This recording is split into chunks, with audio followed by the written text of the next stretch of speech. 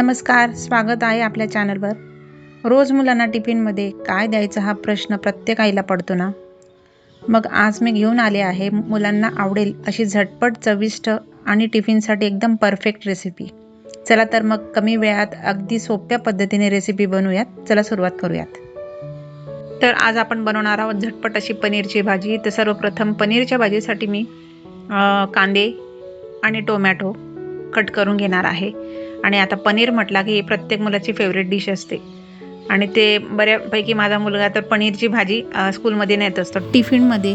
तर इकडे कढईमध्ये कांदा, टोमॅटो आणि थोडे काजू घेऊन मी ते थोडंसं लालसर होईपर्यंत परतून घेणार आहे। तर इकडं मी हिरवे मूग जे आहे ते रात्री भिजत घातले होते, त्यात थोडंसं 1 वाटी तांदूळ घातला आहे। आणि आता इकडं आपले हे याची पेस्ट तयार करून घेणार आहोत आपण।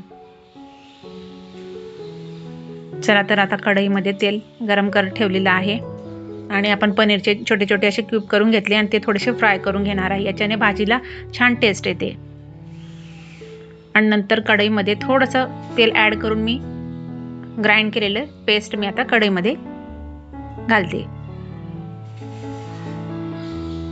आता छान असं परतून घेतल्यानंतर मी आता मसाले घालणार आहे। तर सर्वप्रथम मसाल्यांमध्ये 1 चमचा तिखट, हळद, गरम मसाला, धने जिरे पूड। आता हे छान मिश्रण मिक्स करून घेते।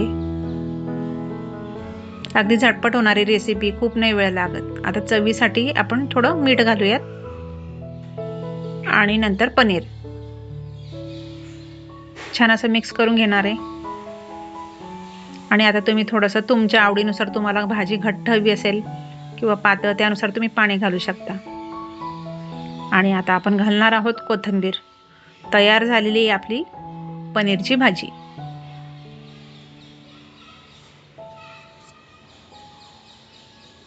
अशा पद्धतीने मुलांना डब्याला दिली की तेही आवडीने खातात।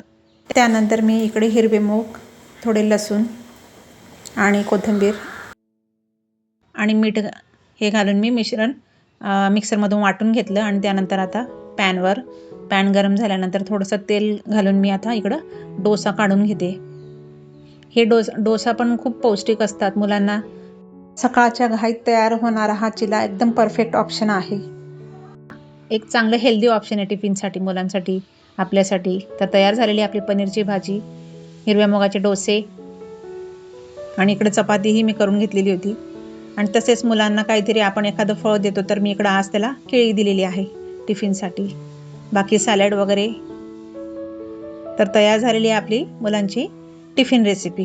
तुम्हाला रेसिपी आवडली असेल तर कमेंटमध्ये नक्कीच सांगा आणि लाईक, शेअर आणि सबस्क्राईब करायला विसरू नका। भेटूया पुढच्या व्हिडिओमध्ये।